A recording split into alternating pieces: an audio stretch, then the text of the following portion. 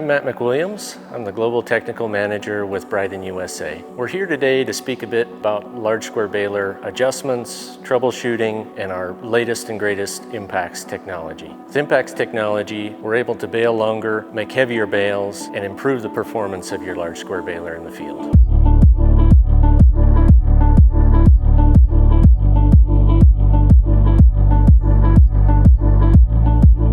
Okay, now we're on top of the machine and we're going to take a look at some of the upper tine components. When we get up on top of the baler, I typically like to look at our lollipops or our flags. In this case, all of the lollipops are in the lowered position where they should be after the tie cycle has been completed and you're starting to fill that bale chamber. So let's open the hood and take a look at some of the components. So the first thing I like to take a look at on the top side of the machine is our slacker arm components.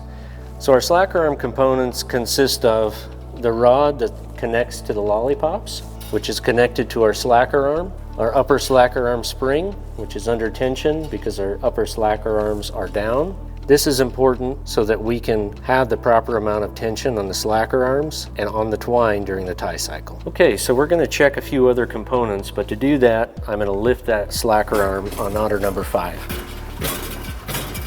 Once we have the upper slacker arm up, we can easily check the upper slacker arm roller to make sure it's turning freely. There's no damage to the upper slacker arm roller or the upper slacker arm itself. Sharp points, wear, and damage can create issues in the field such as misties and broken twines.